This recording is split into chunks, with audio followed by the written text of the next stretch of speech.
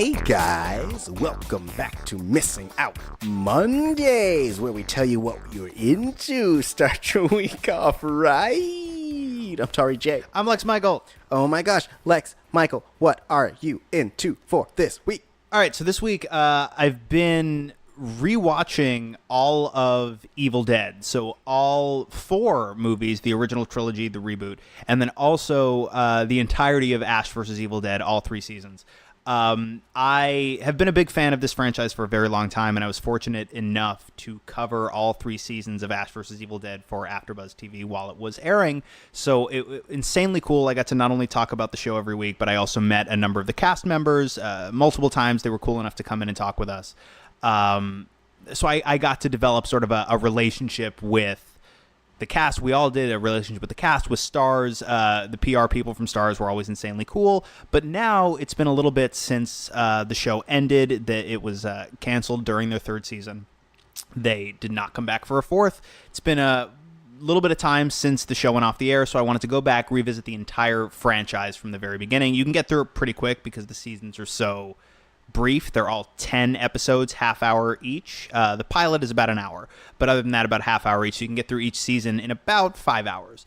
I am a huge fan of this entire series. At a certain point, you and I are going to do a show probably about Evil Dead 2. I think, Tari, you've seen the original? Yes. A long time ago. Haven't seen anything else. I would definitely say revisit the original, because going into Evil Dead 2 is definitely a sequel. But it's also, a lot of people try to posit that it's a pseudo-remake and that they take a lot of the elements that they introduced in the first one and without necessarily progressing them, sort of do them, quote-unquote, better. Okay. But it's a sequel story. But I would argue that because one moves so directly into the other, I would revisit 1, but going into 2 is where they really established the tone that would come to define the franchise, which is a combination of horror, but also really outlandishly silly, zany comedy. A big influence on the tone for Sam Raimi, the director, was the Three Stooges. Sam Raimi and Rob Tapert, producer, and Bruce Campbell, of course, the star, and also, as the series went on, also a producer on it as well. Bruce Campbell, who plays Ash. Big point of influence. So you have this very zany, silly, almost Looney Tunes-esque tone to a lot of it. Yeah. Scenarios that enable Bruce Campbell to play these big, physical, comedic sequences. Mm-hmm. And it's all his physicality that sells the sequence. That combined with the most ridiculous, outlandish gore. And whereas the first film in the series was played pretty straight, pretty super low budget, real kind of like rough around the edges horror film. Yeah. Part 2 really starts injecting it with that humor. Army of Darkness, the 3rd film in that original trilogy, takes it so much further and is far more comedic than it is a horror story. The reboot is straight horror. It features none of the characters' storylines from the original trilogy. Ash is not present, but it's got the stamp of Sam Raimi, Rob Tapert, Bruce Campbell on it. They all signed off. They're all A-okay, and it really has come to be embraced by the fandom. You get to play it super straight, super gnarly, super horror, but you also get to use the Deadites. That's what they call them. They're like, it's sort of demonic possession. They're not zombies, really. They kind of look a little zombie-ish, but it's more a demonic possession monster thing than anything else. Where they can use the Deadites and demonic possession as an addiction metaphor. And I actually think they do it really, really well, about how addiction not only almost like possesses you and destroys you, it can destroy the people around you. Yeah. I think they do a great job. I think actually the reboot, although it has come to be embraced by the fandom, is a little bit underpraised. The show is just, for me, it's just a blast. Separate from the fact that I got to meet and speak at length with a lot of the people involved. You bring everybody back, Sam Raimi, Rob Tapert, Bruce Campbell. You add Lucy Lawless to the cast, and you strike what I feel is a perfect balance between the horror and the comedy. And you, for the first time in the series, you actually are able to spend extended periods with Ash and with the characters around him. So you actually develop a real relationship with the world outside of Bruce Campbell's singular character. Right. There's a beating heart to the show that the movies never really called for. It's not like it was a failing in any way that it's not present in the movies. The movies never really called for it. Yeah. But when the format and the stories now necessitate it, they take that, they run with it, and it's big and it beats. And you feel on top of being entertained deeply in multiple directions. It's hilarious. It's gory as shit. And as we've established on this show, comedies I can enjoy. I can find them very charming, but very few comedies with jokes make me laugh out loud. The stuff that makes me laugh out loud is like, oh, look at this girl chainsawing her dark doppelganger through the face while everything's on fire and blood rains down on them. That's the shit that makes me cackle when I watch it. So if that's your bag, you sure as crap will be entertained on that level. When they go for funny, I think it's real funny. If especially in Evil Dead 2 and Army of Darkness, if like Charles Fleischer cartoons or Three Stooges, if you can get behind that, it will really be your bag. Yeah. And even if those points of reference aren't necessarily your thing, you got to marvel at the physical performance that Bruce Campbell is giving, because the dude is insanely gifted. Playing Ash in the series, he is almost, I think he's 60 years old now, give or take, and he's still doing it. It's still his physicality. It's still his performance. Mm-hmm. No one does it like that dude. So I'm a huge fan of Evil Dead. If you know it, if you know Evil Dead, if you've been following this entire conversation, I don't have to tell you, you know. Tari, at a certain point, we're definitely going to do an Evil Dead 2 show, because I would love to encourage you. If anything I've just said sounds like it might be your shit, I would love to be your Sherpa up Deadite Mountain, dude, because it's such my shit. And the show, it's the last thing I'll say, the show made it so much more my shit than it's ever been. I was always an Evil Dead fan, and I don't think I loved it. I don't think I'd allowed myself to love it as fully before the show. Not for any specific reason. I realize in hindsight, I never embraced it to the extent that I now feel I have internalized it. It's dope, man. It's so much fun. So if any of this sounds like it might be your bag, go check out the entire Evil Dead franchise. Start with the movies, because the series is, I think you can watch it on your own. They give you enough exposition that I think you could jump right into that,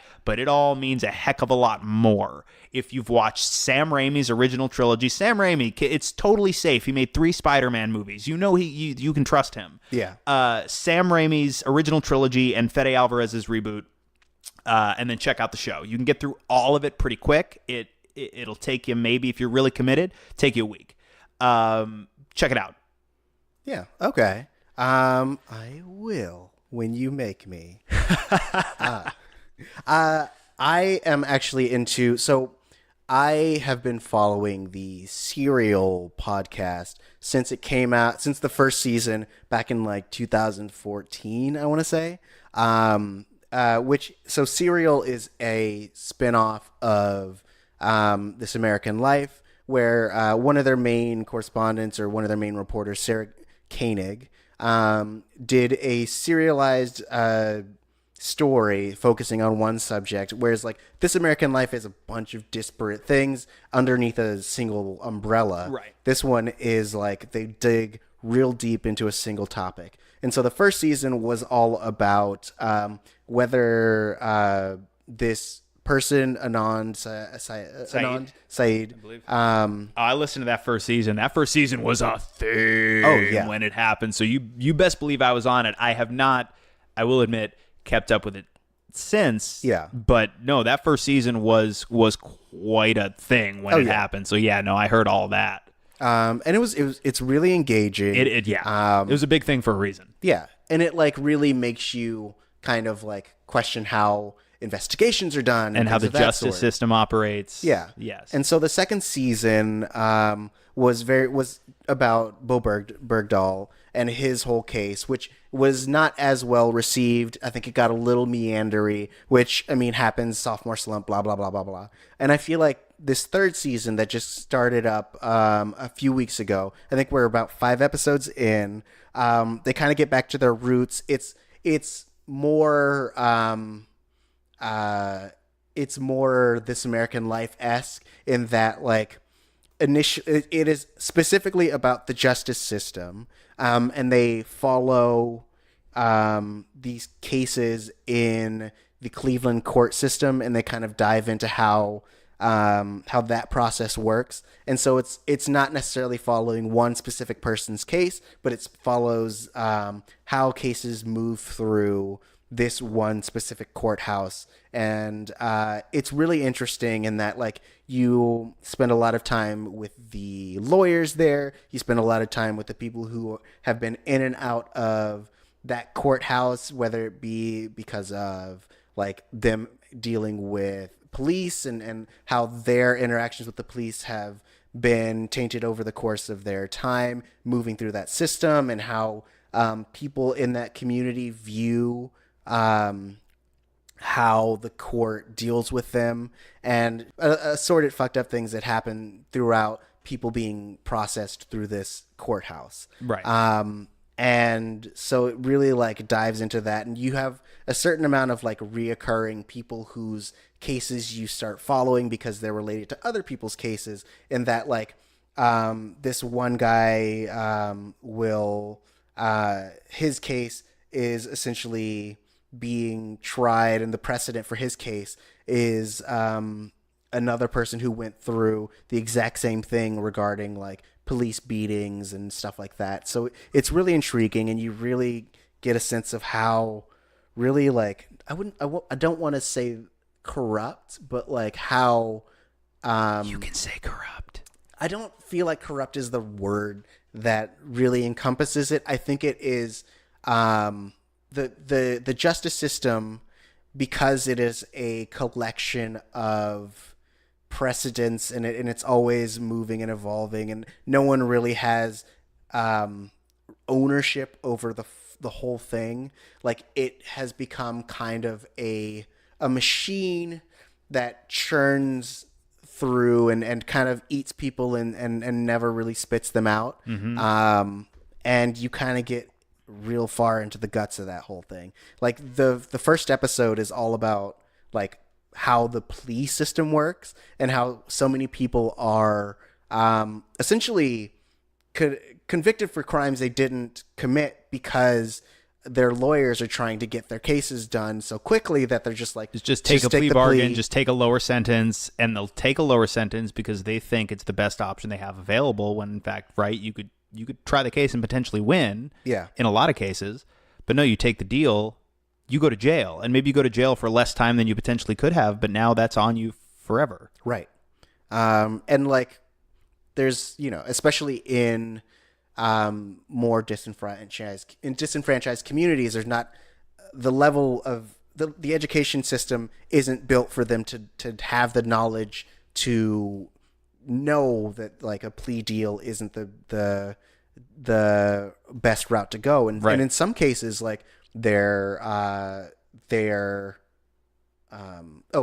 attorneys will essentially leave out some crucial information, which will in turn lead them to believe that maybe they could appeal, but they can't because they don't have the knowledge to do so. So it's really interesting, and it's really kind of crazy, and it at times makes you really depressed. But it is very captivating.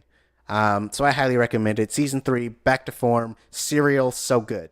Does anyone have a chainsaw for a hand? Not yet, but we still have a few episodes left. Well, Ash has a chainsaw for a hand. Cool. Well, So- maybe I've never seen a picture of Sarah Koenig, so maybe she has one. If you have a picture of Sarah Koenig's hands, you could tweet it at us. Tari, where should they tweet us pictures of Sarah Koenig's hands? Oh my gosh, you can tweet us at Missing Outcast. That's MissingOutcast. Or you could do it at our personal Twitters. I'm all over social media at the Lex Michael. And I'm at Tari J. It's TaurijAY. And if you want to just, like, describe her hands, you can go to our the Missing Out hotline.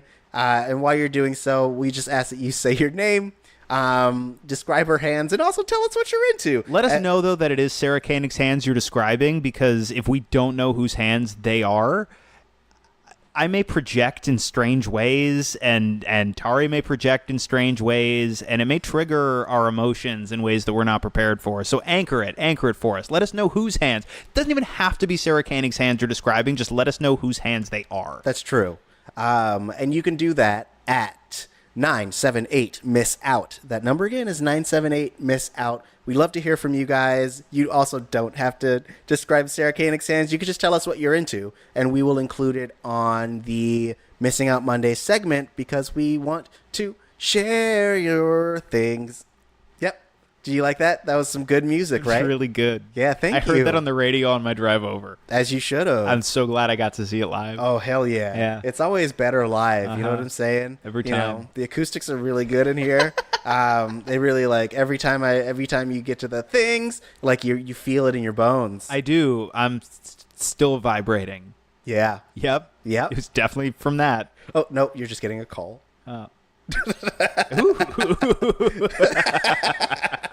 Oh, man. Anyway, thanks you guys for listening. And if you have a chance, again, make sure that you go on whatever platform that you're listening to. Leave us a comment, leave us a rating. Helps other people find us. And helps us to hear from you and know that you love what we're doing. Or if you don't love what we're doing, okay, that's fine. That you do. It's okay. You do you. Yeah. You don't have to let us know. No. If you don't like us, you could just not listen. But if you do like us, we'd love to hear about that because we love you. You're nice. Yeah, totally. And so tomorrow we're going to be continuing our hashtag Witching Out series, talking about witches and movies affiliated with those. So last week we did Bedknobs and Broomsticks, and this week we are doing The Witches, based off the Roald Dahl book. Very fantastic movie. I made Lex watch it, and I hope you guys have a chance to check it out and then listen to our show tomorrow. Me too. I second those things. And that's it. I'll see you tomorrow. Bye. I'll see you tomorrow. Bye. We're leaving. We're leaving now. Turn it off. Make it stop. Listen to old episodes. Take it. Oh Go my to gosh. our archive. Oh. It's where you found this one. Yeah. There's not really an archive. It's just all, you know where it is. Yeah. Bye.